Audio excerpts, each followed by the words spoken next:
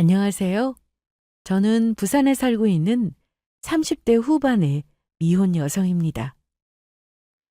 어릴 때 읽었던 책에서 저는 이런 글귀를 보았던 기억이 있는데요. 그건 살면서 누구에게나 다시는 없을 것처럼 사랑하는 사람이 인생에 한 번쯤은 찾아온다는 말이었습니다.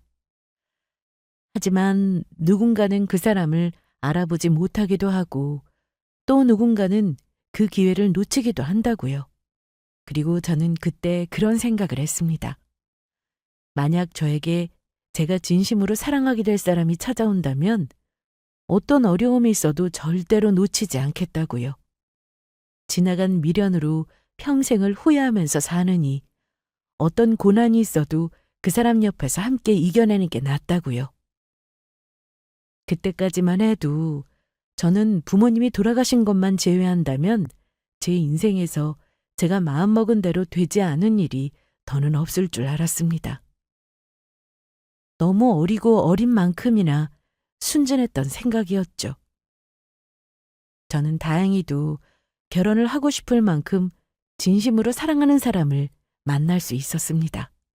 하지만 굳게 맹세했던 저의 결심과는 다르게 마지막에 가서는 결국 파혼을 하게 되었습니다. 그 과정에서 정말 많은 일이 있었지만 어쨌든 파혼한 이후에는 마음을 추스르고 그 사람의 존재를 아예 잊고 살고 있었는데요. 최근에 다시 그 당시에 상기시킬 해프닝 같은 일이 벌어지게 되었습니다. 제가 겪었던 그 웃지도 울지도 못할 이야기를 지금 들려드리고 싶네요.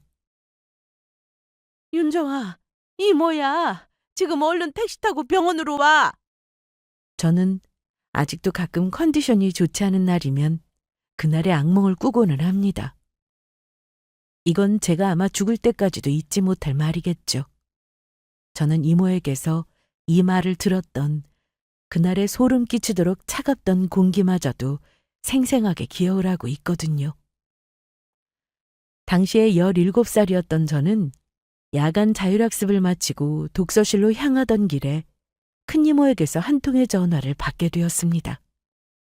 어릴 때 바쁜 엄마 대신 큰이모가 저를 잠깐 키워주셨던 적이 있어서 어릴 때부터 엄마처럼 가깝게 지냈던 사이였거든요. 저는 반가움에 활짝 웃으며 전화를 받았습니다. 하지만 들려온 대답은 전에 없이 당황스러운 큰이모의 목소리였어요. 병원이요? 무슨 일이에요, 이모? 일단 얼른 이쪽으로 와. 알았지? 도착하면 설명해 줄게. 최대한 빨리 와야 해. 사태의 심각성을 깨달은 저는 무슨 일이냐고 물었지만 큰이모는 대답을 하지 않았습니다. 대신 떨리는 목소리로 얼른 오라는 말만 반복하셨죠. 저는 그 길로 택시를 잡아 타고 이모가 알려준 병원으로 달려갔습니다. 그리고 병원에 도착하자마자 이모가 그렇게 이상하게 행동했던 이유를 알 수 있었죠. 소독약 냄새가 진동을 하는 병원에서 알아보기도 힘들 처참한 모습으로 의식을 잃은 채 누워있는 엄마가 있었거든요. 엄마가 왜 이렇게... 이모, 이게 어떻게 된 거예요? 윤정아, 너희 엄마 아빠가 교통사고가 너무 크게 났다더라. 엄마가 마지막으로 통한 사람이 나라서 먼저 연락받은 거야. 그럼 아빠는요? 아빠는 어디 있어요? 아휴, 불쌍한 것. 어쩌면 좋아. 바로 아빠를 찾는 저의 물음에 큰이모는 대답을 피하시고는 그저 눈물만 흘리며 통곡을 하시더라고요. 그 순간 저는 깨달았죠. 제가 사랑하는 아빠는 이미 이 세상에 없겠구나 하는 사실을요. 저는 산소호흡기를 꽂은 채 간신히 숨만 붙어있는 상태의 엄마를 쳐다보며 그 자리에 주저앉았습니다. 넋이 나간 제 얼굴을 보며 간호사들이 저를 부축했죠. 나중에야 자세한 사정을 듣게 되었습니다. 저를 두고 20주년 결혼기념일 여행을 떠나셨던 부모님은 집으로 돌아오는 길에 차량이 다 찌그러질 정도로 큰 교통사고를 당하셨다고요. 원인은 고속도로에서 졸음운전을 하고 있던 덤프트럭이었습니다. 중앙선을 넘어 반대편에 있던 부모님 차를 들이받았다고 하더라고요. 그 사고로 인해 아빠는 그 자리에서 즉사하셨습니다. 엄마는 간신히 목숨만을 건진 채 병원으로 이송되었지만 이미 가망은 거의 없는 상태였고요. 마음의 준비를 하라는 의사의 말을 들은 지 채 24시간도 되기 전에 결국 엄마마저 아빠를 따라 이 세상을 떠나셨습니다. 저는 그야말로 하루아침에 고아가 되어버렸어요. 외동이었던 저에게는 형제도 자매도 없었습니다. 친척이라고는 엄마의 언니인 큰이모와 외국에 나가 사는 작은이모가 유일했죠. 무슨 정신으로 엄마와 아빠를 보내드린 건지도 모르겠습니다. 그리고 장례식을 마치고 돌아온 그날부터 저는 큰이모 집으로 가서 이모와 함께 지내게 되었습니다. 저는 어릴 때부터 워낙 이모와 친하게 지냈었고 같이 살았던 적도 있으니 다시 함께 사는 게 크게 낯선 환경은 아니었습니다. 이모도 엄마 대신이라고 해도 될 만큼 저를 친자식처럼 잘 보살펴 주셨고요. 그런 큰이모를 생각만 하면 아마도 세상에서 제가 제일 운이 좋은 고아가 아닐까 싶을 정도였죠. 하지만 그렇다고 해서 부모님의 빈자리가 사라진 것은 아니었습니다. 더군다나 마음의 준비를 할 새도 없이 두 분을 동시에 떠나보냈던 충격은 그 이후로도 한참이나 제 마음속에 남아 있었어요. 그래서 저는 얼른 좋은 사람을 만나 저희 엄마와 아빠 같은 좋은 가정을 이루고 싶다고 늘 소망해 왔습니다. 무슨 일이 있어도 제 편일, 저와 가장 가까운 사람을 만나고 싶었던 거죠. 대학에 들어가고 나서는 드디어 저도 연애라는 것을 하게 되었습니다. 그중에 좋은 사람이 있다면 결혼을 가능 안 한 일찍 하고 싶다는 생각도 했었고요. 하지만 몇 차례의 만남과 이별을 반복하면서도 정작 저의 짝이다 싶은 사람은 없었습니다. 행복하기 위해서 했던 연애가 오히려 더 큰 상처를 준 적도 많았고요. 흔히들 연애는 결혼의 체험판이라고 하잖아요. 나와 맞지 않는 사람과 결혼해서 살면 얼마나 더 큰 불행이 닥쳐올지를 이렇게 미리 경험하는 거구나 싶기까지도 하더라고요. 나만 빼고 다 행복해 보이는 연애라는 노래 가사처럼 다른 친구들은 그 와중에도 하나둘 자기 짝을 만나서 잘 살고 있는 걸 보면 그렇게 씁쓸할 수가 없었습니다. 그렇게 반복되는 진짜 인연 찾기에 지친 나머지 저는 결혼은커녕 연애에 대한 기대감도 거의 사라지고 있었죠. 기왕 이렇게 된 거 일이나 열심히 하자 싶은 마음에 오히려 예전보다 더 열심히 일에 매달리고 있었을 때였습니다. 그런데 모든 걸 내려놓고 나니 거짓말처럼 운명 같은 사람이 제 눈앞에 나타나더라고요. 친구가 하도 재촉해서 속은셈 치고 나가보았던 소개팅 자리였어요. 최근에는 그 사람이 그 사람처럼 보이던 게 대부분이었기에 솔직히 별 기대도 없었습니다. 평일 저녁 고된 업무를 마치고 서로 퇴근하던 길에 만난 터라 제 몰골도 썩 좋지는 않은 편이었고요. 만나기로 했던 약속 장소로 들어가기 전 대충 가게 유리에 비친 제 앞머리를 정리하고 들어간 게 다였어요. 안녕하세요. 처음 뵙겠습니다. 이성은입니다. 안녕하세요. 고윤정이라고 합니다. 오래 기다리셨어요? 아니요. 저도 방금 막 도착했습니다. 오늘 날씨가 많이 덥죠? 자리에 앉아있던 소개팅 상대를 보자마자 제가 가장 먼저 들었던 생각은 후회였습니다. 이럴 줄 알았으면 조금 더 예쁘게 꾸미고 나올걸. 이런 후회였죠. 남자친구는 회사 업무 특성상 정장을 입고 있었는데 제가 남자 정장을 본 게 너무 오랜만이어서 그런지 은근히 설레더라고요. 요즘은 다들 비즈니스 캐주얼 정도 입는 분위기고 저희 회사 역시도 IT 회사였어서 다들 반팔티, 후드티, 남방처럼 아예 편한 옷을 입고 다녔거든요. 소개팅 때문에 신경 써서 나온 게 분명해 보이는 머리 세팅도 무척이나 제 스타일이었고요. 뭐 얼굴은 더 말할 것도 없었습니다. 소개를 해줬던 친구도 아마 얼굴만큼은 틀림없이 제 취향일 거라고 말했었거든요. 저희는 1차로 스테이크를 먹었고 간단하게 한잔하자며 2차로 이자카야를 갔습니다. 자리를 이동하니 아까 전보다는 훨씬 더 가까워지고 편해진 느낌이었어요. 아마도 바 자리에 앉아서 나란히 가깝게 붙어 앉았던 게 분위기가 그렇지 않았나 싶었죠. 이야기를 나누면 나눌수록 저는 그 사람이 점점 더 마음에 들었습니다. 좋아하는 영화나 책 취향이 비슷한 것도 마음에 들었고 요리나 운동을 좋아하는 것도 마음에 들었어요. 심지어 제가 요즘 어릴 때 치던 피아노를 다시 배우고 있었는데 상대방이 피아노를 무척이나 잘 친다고 하더라고요. 그것마저도 마음에 들었습니다. 일단 한번 호감이 생기니 다 괜찮아 보이는 것도 이유 중에 하나였지만요. 다행히 상대방도 그런 제가 마음에 들었는지 집으로 돌아가는 길에 바로 애프터 신청을 하더라고요. 주말에 다시 만날 수 있겠느냐고요. 자연스럽게 저희는 그 주 주말에 바로 만났고 그날 바로 사귀게 되었습니다. 그렇게 몇 년 만에 하는 연애는 제 스스로 생각하기에도 신기하다 싶을 정도로 설레더라고요.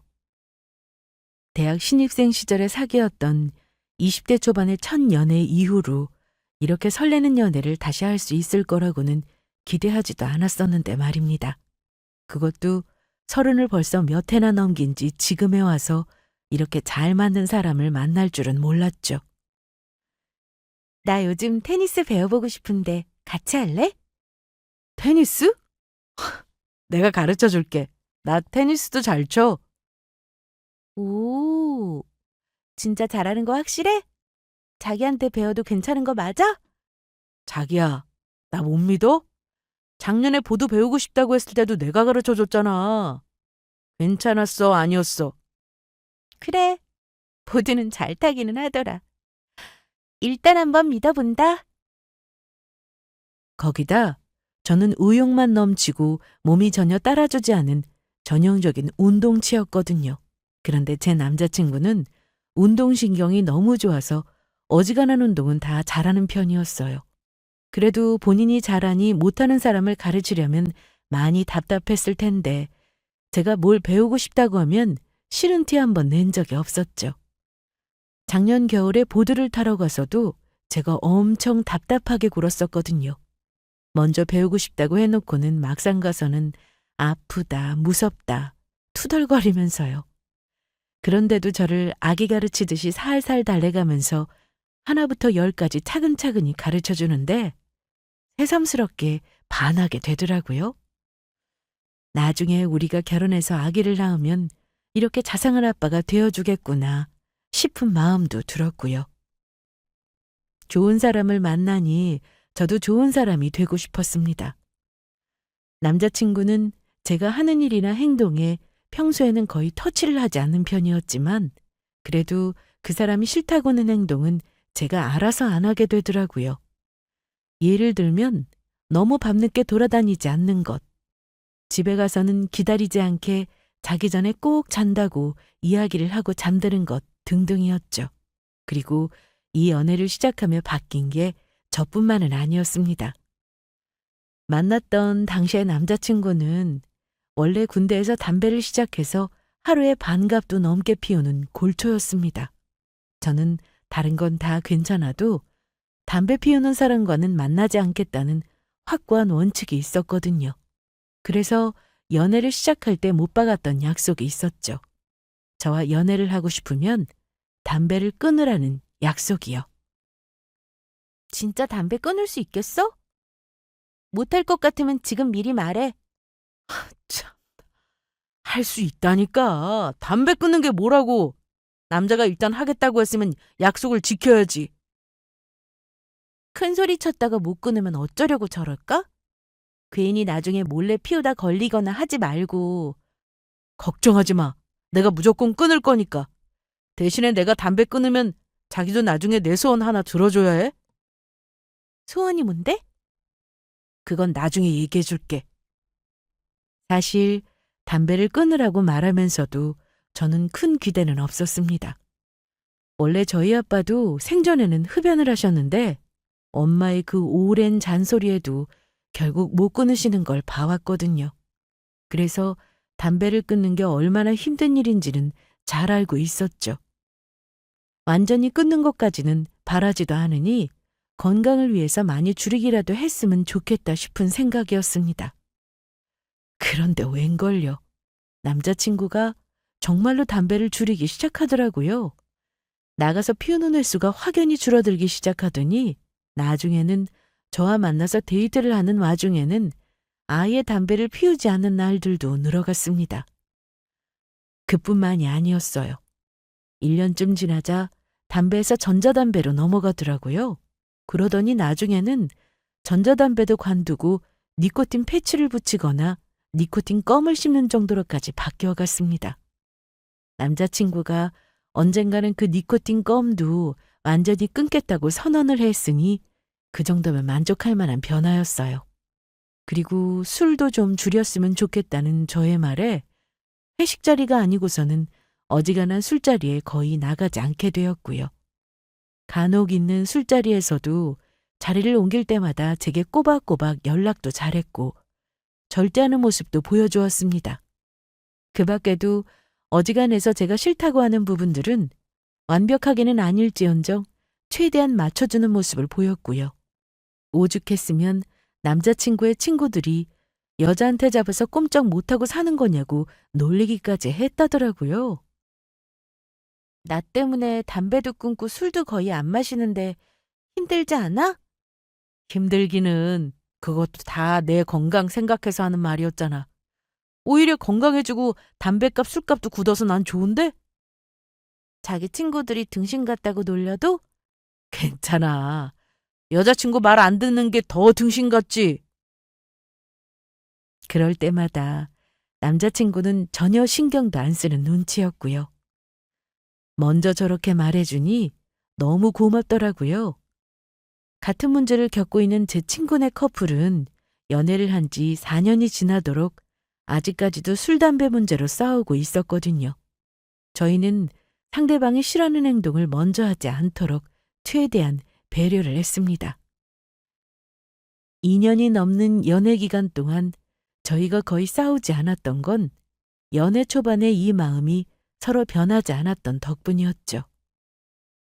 전에 내가 담배 끊으면 내 소원 한 가지 들어달라고 했잖아. 기억나? 응, 기억나지? 이제 말할 거야? 뭔데? 꼭 들어줘야 돼. 뭔지 알아야 들어주지. 뭔데? 나랑 결혼하자, 윤정아. 마침내 남자친구가 담배를 완전히 끊었다며 자랑하던 말했던 어느 날, 저는 뜻밖에도 고백도 함께 받게 되었습니다. 그건 프로포즈였어요. 정말 뜻밖이었죠. 남자친구를 만나면서 당연히 저도 이 사람과 결혼을 하고 싶다는 생각을 했습니다. 심지어 시간이 흐를수록 그 생각은 점점 더 커져갔고요. 원래도 저는 일찍 결혼을 하고 싶다는 소망이 있었으니까요. 하지만 그럼에도 불구하고 제가 결혼 이야기를 먼저 꺼내지 않았던 건 이유가 있었습니다. 2년을 만나오면서 저희 사이에는 암묵적으로 서로가 피하는 주제가 있었습니다. 그건 결혼에 관한 이야기였어요. 연애 초반 언젠가 딱 한 번 결혼에 대한 이야기가 나왔을 때 남자친구가 황급히 주제를 돌리는 모습을 보았었거든요. 그때는 막연히 결혼이라는 주제가 아직은 좀 부담스러운 시기이긴 하지라는 생각으로 넘겼었는데 그 뒤로도 비슷한 언급은 전혀 하지를 않더라고요.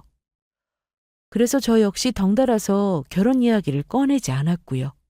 모든 것이 저와 다 잘 맞는 남자친구였지만 이 문제만큼은 상대가 먼저 이야기를 꺼내주기만을 기다리고 있었습니다.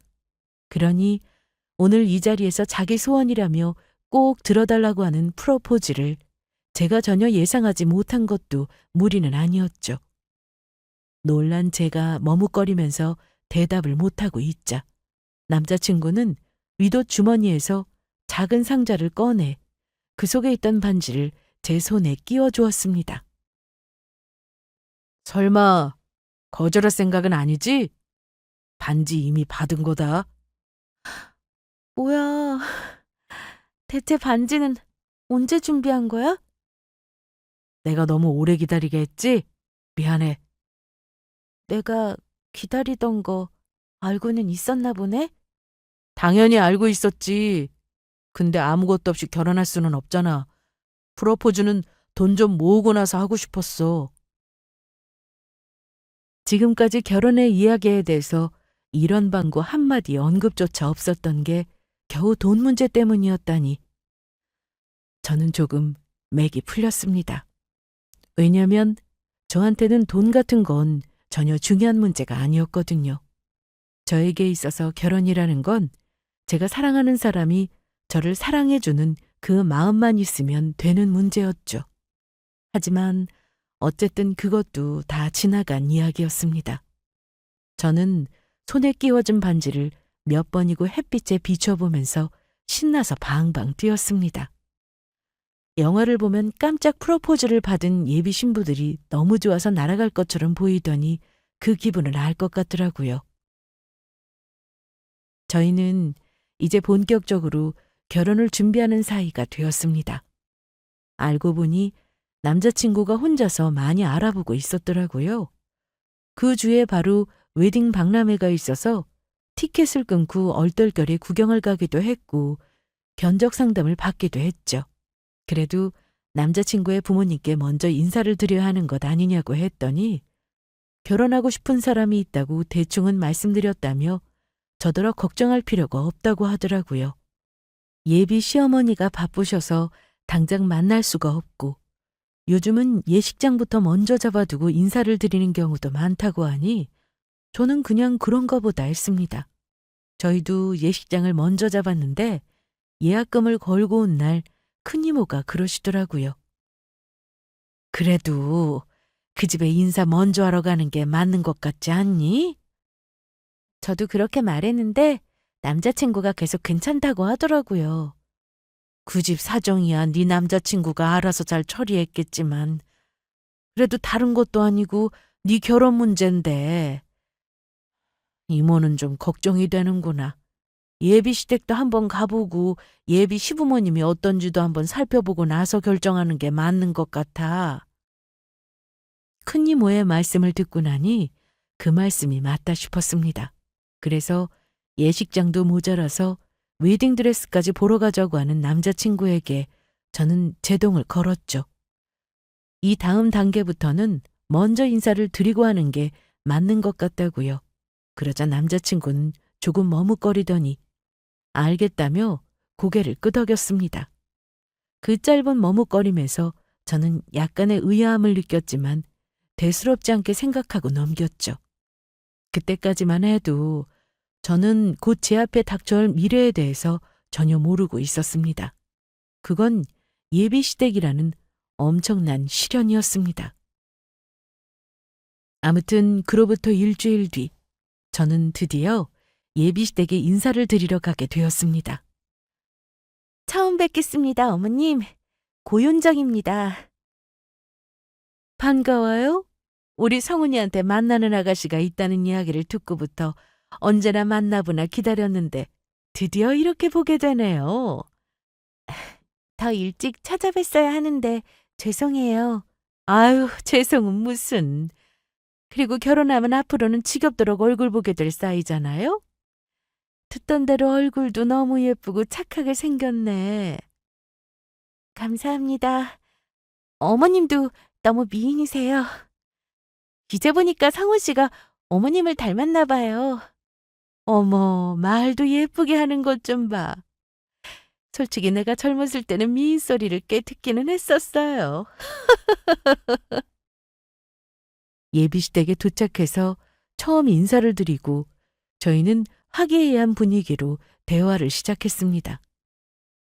예비 시어머니는 솔직히 첫인상은 조금 무서워 보이는 얼굴이셨는데 막상 이야기를 나누어 보니 엄청 시원시원한 성격이시더라고요. 제 오해였나 싶을 정도로 저에게 살갑게 말도 걸어주시고 제가 하는 데다가 웃기도 잘 웃으셨고요. 오기 전에는 예비 시어머니를 처음 뵙는 자리다 보니 조금 긴장을 했었는데 다행이다 싶었죠. 그래, 성훈이한테 듣자 하니 선생님으로 일한다면서요? 네, 학원에서 영어 강사로 일하고 있습니다. 그럼 영어는 진짜 잘하겠네. 나는 영어 잘하는 사람이 그렇게 멋있어 보이더라. 부모님이 어릴 때부터 영어 조기 교육 같은 데 관심이 많으셨나? 외국에도 보내고 막 그러셨어요? 예비 시어머니 입에서 부모님 언급이 나오자 저도 모르게 멈칫하게 되더라고요. 저에게는 조금 아픈 사연이다 보니 순간적으로 부모님 얼굴도 떠오르고 마음이 복잡해지더라고요. 하지만 저는 곧 아무렇지 않게 웃으며 대답을 했습니다. 엄마가 남들보다는 조금 더 그러셨던 편인 것 같아요. 외국은 다녀오지 않았는데 대신에 집에서 영어로 된 책 같은 걸 많이 읽어주셨어요. 그랬구나. 집에서 어머니가 책 읽어주실 정도면 어머니도 공부를 많이 하셨겠어요? 역시 이래서 가정환경이 중요하다니까. 우리 성원이는 원체 어릴 때부터 뭐든 알아서 다 잘해서 내가 얘만 믿고 손 놓고 있기는 했는데 성은이야 운이 좋았던 경우고 요즘은 부모가 자식 교육에 관심이 있어야 애도 똑똑하게 자라더라고요. 예비 시어머니는 자식 교육에 굉장히 관심이 많으신 느낌이더라고요. 그 뒤로 한동안 계속 가정교육이나 조기교육에 관한 주제로 이야기가 이어졌거든요. 그리고 나름 좋은 학교를 나온 제 학벌이나 제가 영어를 잘한다는 부분이 굉장히 마음에 드신 모양이었습니다. 사실 저는 정작 영어 조기 교육이나 학벌 같은 건 신경 쓰지 않는 성격이라 저와는 생각이 많이 다르신 듯 했지만 어쨌거나 저를 좋게 보시는 부분이 있다는 점에서 나쁠 건 없다 싶었습니다. 그런데 문제는 그 다음에 일어났습니다. 어쨌든 이렇게 잘 자란 모습을 보고 부모님이 엄청 뿌듯해 하셨겠어요. 나는 딸이 없어서 그런지 이렇게 윤정 씨처럼 똑 부러지고 똑똑한 아가씨만 보면 그렇게 부럽더라고. 어머니랑은 많이 친해요? 그 말을 듣는 순간 저는 그때까지의 의문이 풀리게 되었습니다. 예비 시어머니가 저의 가정사에 대해서 전혀 모르신다는 사실을요. 저보다 더 당황스러워 보이는 남자친구의 얼굴에서 그 사실을 확신할 수 있었고요. 왜 미리 말씀을 드리지 않은 건지 의아했지만 그건 나중에 물어볼 문제였습니다. 저는 일단 차분하게 말씀드렸어요. 상훈 씨가 미리 말씀을 안 드렸었나 보네요. 제가 어릴 때 부모님이 사고로 돌아가셔서 지금은 두 분 다 안 계세요. 뭐라고? 두 분 다 돌아가셨다고? 네, 제가 고등학교 다닐 때 돌아가셨습니다. 저를 당황스럽게 했던 건 그 다음 예비 시어머니의 반응이었습니다. 제 말이 너무 뜻밖이셨던 건지 마치 엄청나게 큰 충격을 받으신 것 같더라고요.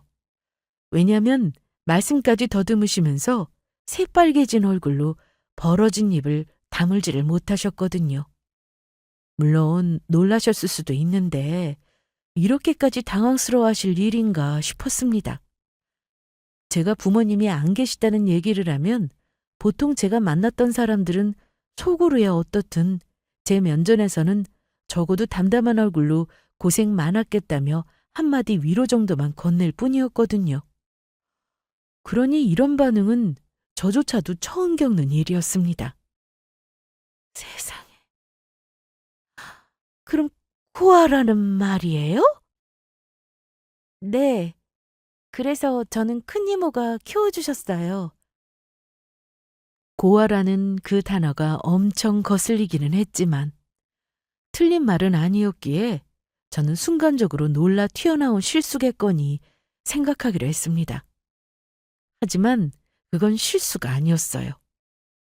고아라는 단어의 사용이 절대적으로 고의였다는 건 그 다음에 이어진 말에서 알 수 있었거든요. 너! 성훈이 너도 이거 알고 있었어? 네 여자친구 집안 이야기 알고 있었냐고. 저도 당연히 알고 있었죠. 알고 있으면서 지금까지 나한테 숨겼어? 너 이 녀석! 엄마한테는 그 중요한 이야기를 왜 말 안 한 거야? 차차 말씀드리려고 했죠. 그냥 그럴 기회가 없었던 것뿐이에요. 별것도 아닌 일을 왜 이렇게 흥분하세요? 좀 진정하세요. 별것도 아닌 일? 이게 별일이 아니야? 기가 막혀서 정말. 예비 시어머니는 그야말로 화가 머리끝까지 치솟은 얼굴이었습니다. 목에 핏대가 잔뜩 서서는 남자친구를 향해 소리를 지르시다가 이내 저를 노려보고 계셨거든요. 됐다. 긴 말할 것 없어. 이 결혼은 절대로 안 되니까 그런 줄 알아. 네? 엄마, 그게 무슨 말씀이세요? 몰라서 물어? 아가씨도 상식적으로 생각을 해봐요. 내 자식이 고한테 장가를 간다는데 쌍수 들고 좋아할 부모가 어디 있을지. 진작에 고아인 줄 알았으면 당장 헤어지라고 했을 텐데. 어우, 속 터져. 그러니까 제가 고아라는 이유로 이 결혼을 반대하신다는 건가요? 저는 예비 시어머니의 반응이 도저히 이해가 되질 않아서 다시 한번 되물을 수밖에 없었습니다. 불과 1분 전까지만 하더라도 당장이라도 결혼을 서두를 것처럼 저를 좋아하시더니 저희 부모님이 돌아가셨다는 이유로 이렇게까지 태도가 달라지셨다는 게 제 상식으로는 이해가 되지 않았거든요. 하지만 예비 시어머니에게는 제가 이렇게 되묻는 것마저 고깝게 들렸던 모양입니다. 결혼은 집안과 집안이 만나는 문제예요. 아가씨는 볼 집안 자체가 아예 없는 거고, 심지어 옛날부터 원래 결혼은 며느리보다 처가가 더 중요한 법인데 그 집 장인장모를 보라는 말이 괜히 나온 줄 알아요? 거기다 요즘 애 키우는데 돈이 얼마나 많이 드는지 아가씨도 알 거 아니에요. 어머니! 옆에서 듣다 못한 남자친구가 본인의 어머니를 말리려 나섰지만 별 소용은 없었습니다. 예비 시어머니의 화살은 곧장 아들에게로 향했거든요. 너도 얼른 정신 차려, 이 모자란 거사! 남들은 처가에서 애도 봐주고 학원비도 다 내주고 심지어 외할아버지가 미리 손주 앞으로 증여까지 해준다더라. 너네 여자친구랑 결혼하면 그런 도움은 하나도 못 받고 시작해야 해. 애도 우리가 봐주고 돈까지 우리 집에서 다 쓰게 생겼다고. 애 키우는데 드는 돈을 예비시댁에 손 벌릴 생각은 조금도 없었지만 단순히 그것만이 문제가 아닌 것 같았습니다. 눈앞에서 저를 향한 예비 시어머니의 막말은 거기서 끝이 아니었거든요. 그리고 솔직히 이제 와서 말인데 내가 아까부터 처음 팠을 때부터 인상이 안 좋다 싶긴 했어. 부모가 없으면 뭐가 달라도 다르다고. 들어올 때부터 얼굴에 그늘이 있더라고. 성훈이 너 앞으로 여자 만날 때도 명심해야 해. 아니, 조금 전까지만 해도 예쁘고 착하고 마음에 드신다면서요. 그건 예의상하는 소리지. 어쩐지 들어와서 인사를 하는데 알게 모르게 찜찜한 구석이 있다 싶더니 바로 이거였어. 부모 없는 애들은 어딘지 어두운 구석이 있다고. 저는 기가 막혔습니다. 더 이상은 못 참겠더라고요. 말씀 중에 죄송하지만 그렇게 치자면 어머님 아들도 아버지 없이 자랐는데 그늘이 있는 거 아닌가요? 어머머, 방금 뭐라고 했어? 아버지 없이 자랐다고? 우리 성훈이가 너랑 같아? 너처럼 부모가 아예 없는 거랑은 천지 차이지. 어디서 너 같은 거랑 우리 아들을 갖다 대? 이래서 부모 온 것들은 다 안 된다니까. 거기까지 듣고 있자니 더 이상 제가 여기에 있어야 할 이유를 못 느끼겠더라고요. 저는 그대로 자리를 박차고 일어났습니다. 뭐라고 한마디 쏘아붙여 줄까 싶었지만 그냥 그 시간도 아깝다 싶었습니다. 저는 그저 실소를 짓고는 그 집을 나와버렸습니다. 등 뒤에서 저 버릇없는 것 좀 보라며 마지막까지 소리를 지르는 목소리가 들렸지만 그냥 무시했고요. 1층으로 내려와 그 집 아파트 현관문을 나서는데 이상하게 눈물이 나더라고요. 서러워서가 아니라 그냥 엄마 아빠 얼굴이 너무너무 보고 싶어서요. 하늘나라에서 두 분이 오늘 이 광경을 지켜보고 계셨다면 얼마나 마음이 아프셨을까요?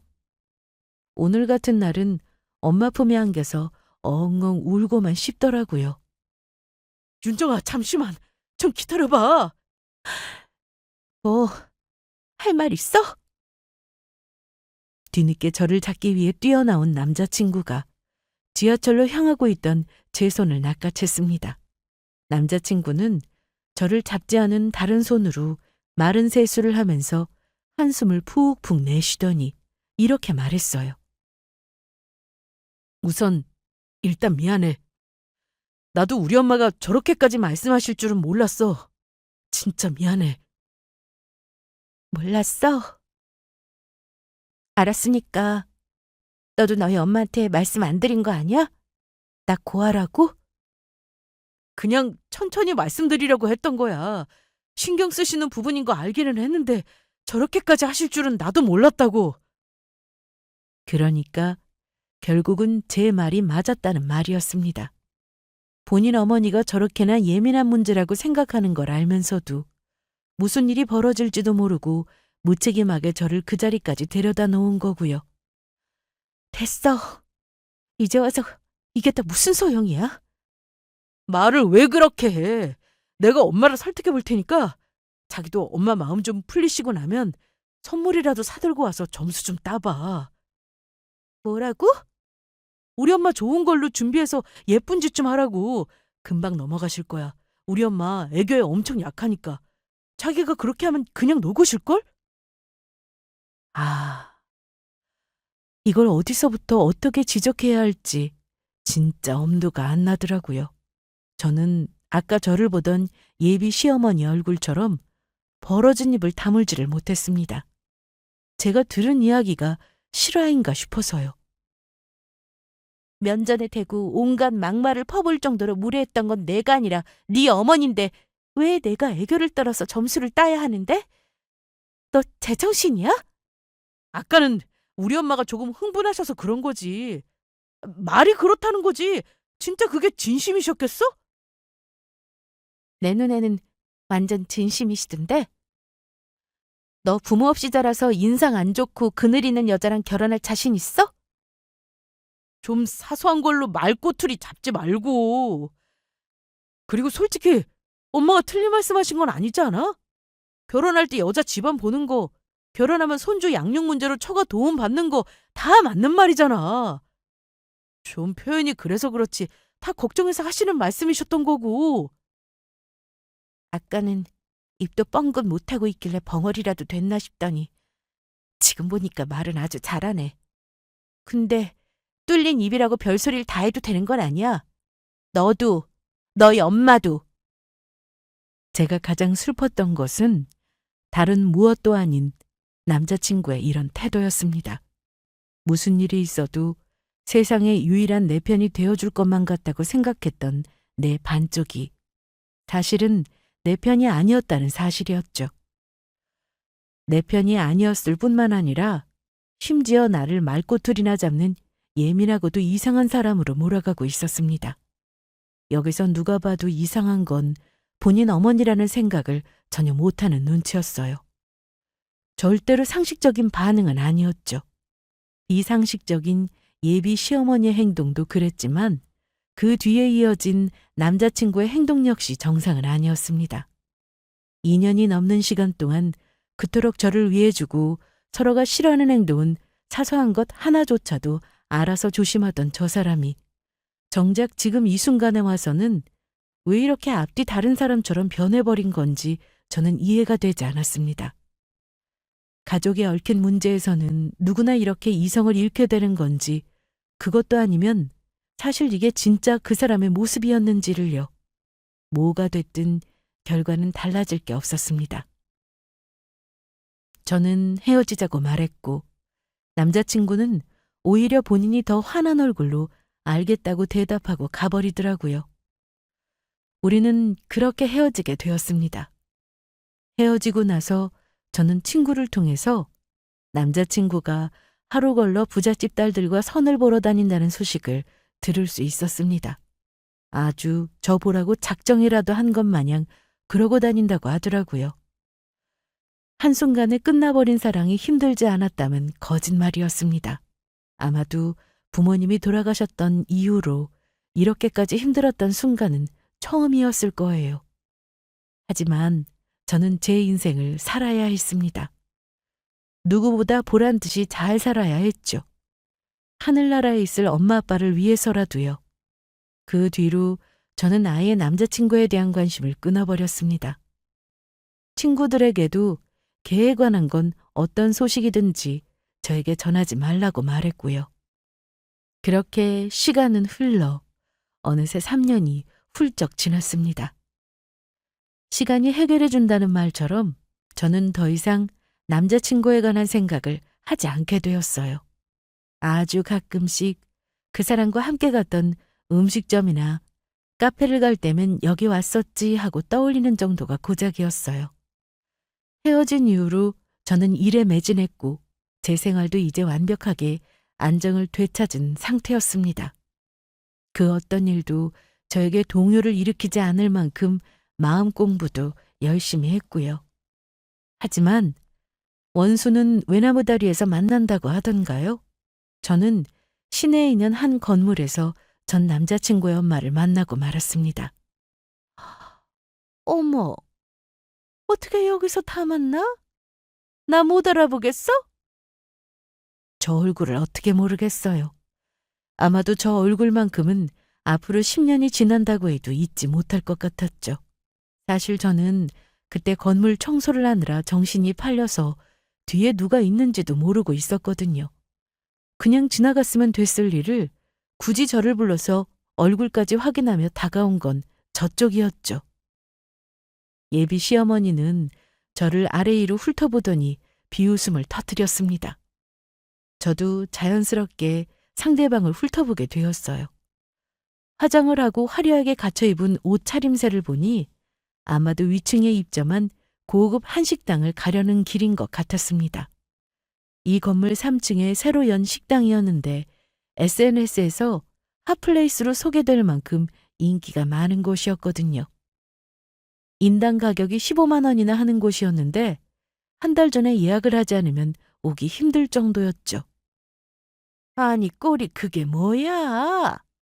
하던 선생질은 관두고 여기서 이제 청소나 하고 있는 거야? 저는 상대방의 얼굴을 확인하고는 들고 있던 수건을 내려놓았습니다. 방금 전까지만 해도 로비 한가운데에 놓여있던 동상을 닦고 있던 참이었거든요. 세상에. 선생이라고 다 월급 많이 주는 건 아니었나 봐. 그러니까 여기서 이러고 있겠지? 난 또 뭐 그때 선생이라고 대단하게 받는 줄 알았네. 그냥 가던 길이나 가시죠. 하긴 네가 부모 없이 자라서 뭘 배웠겠니? 그 말본센도 여전하고. 사정은 딱하다만 결혼이 애들 장난도 아니고 서로 급이 맞아야 하는 거 아니겠니? 날 너무 원망하지는 말거라. 아주 세상 행복한 일이라도 생긴 것 마냥 즐거워 보이더라고요. 굳이 저를 앞에 세워두고 비아냥거리는 모습이 딱 그래 보였거든요. 저는 고개를 절레절레 저으며 내려놓았던 수건을 다시 집어들었습니다. 그리고 그때였어요. 사장님! 어느새 뒤에서 나타난 경비원 아저씨가 이쪽을 향해 다가왔습니다. 그 목소리가 은근히 컸던 탓에 저희 둘 다 그 순간 옆을 돌아볼 정도였죠. 아저씨, 식사는 하고 오셨어요? 저희 아까 먹고 왔죠. 그런데 왜 또 이러고 계세요? 아이, 걸레 이거 이리 주세요. 아니에요. 거의 다 했으니까 제가 마무리할게요. 아이고, 무슨 건물주님이 청소까지 직접 하고 그러세요. 이런 일까지 직접 하시면 건물 청소하는 사람들은 뭘 먹고 살라고. 경비 아저씨는 제 손에 들려있던 수건을 얼른 넘겨받고는 이만 가보라며 제 등을 떠미셨어요. 그리고 제 옆에서 지금까지 우리 대화를 들으며 벙진 얼굴로 서 있던 예비 시어머니의 얼굴을 볼 수 있었습니다.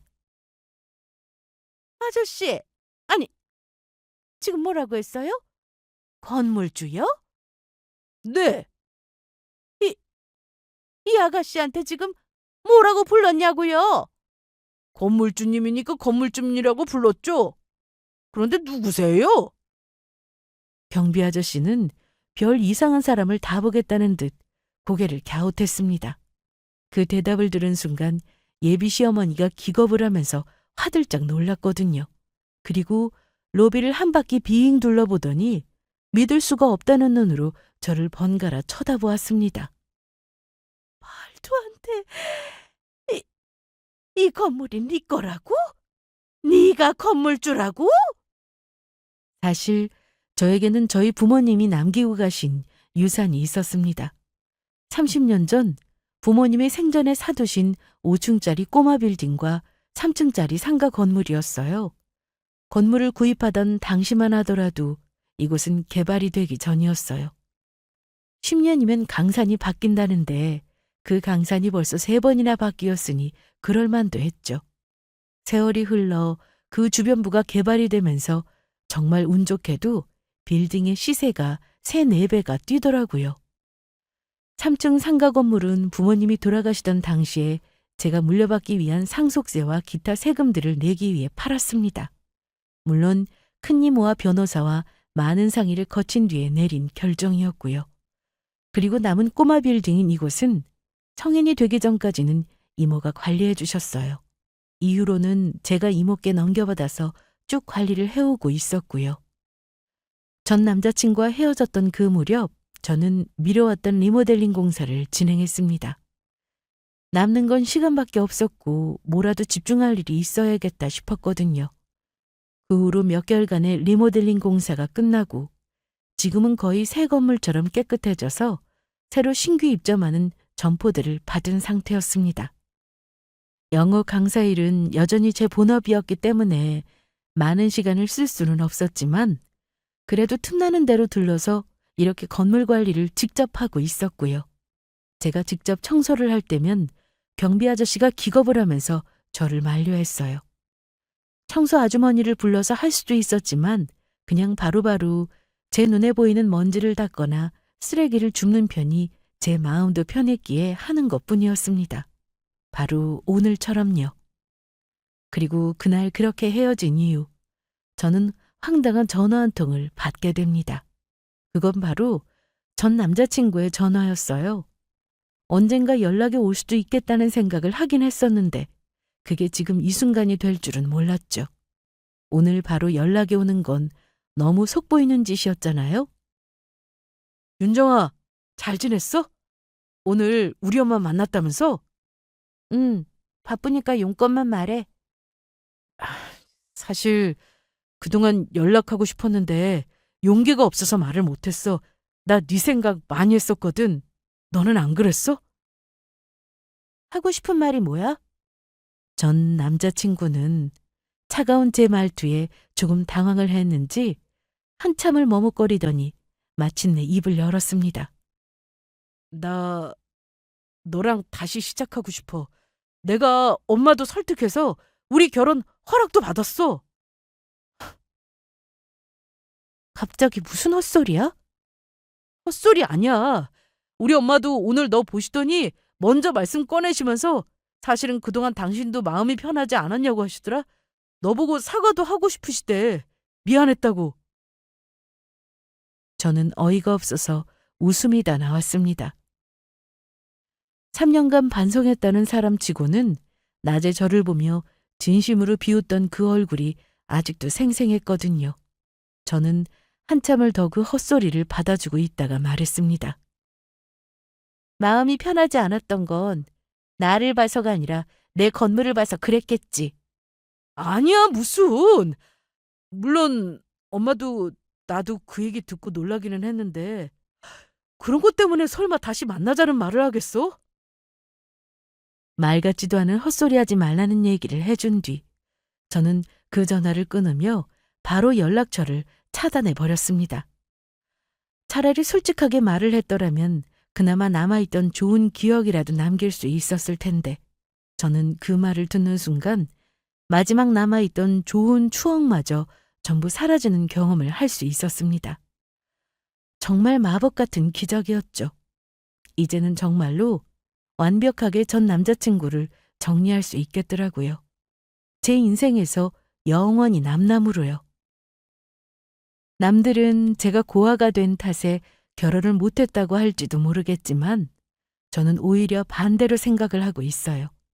고아가 된 덕분에 저는 그 사람을 거를 수 있었다고요. 이번 주처럼 모처럼 큰 이모와 함께 엄마 아빠의 납골당을 찾아가 보기로 했습니다. 갑자기 두 분이 너무 보고 싶더라고요. 가서 후련하게 그동안 있었던 이야기도 털어볼 거고요. 너무 사랑한다고 보고 싶다는 말도 하고 오려고요. 들어주셔서 감사합니다.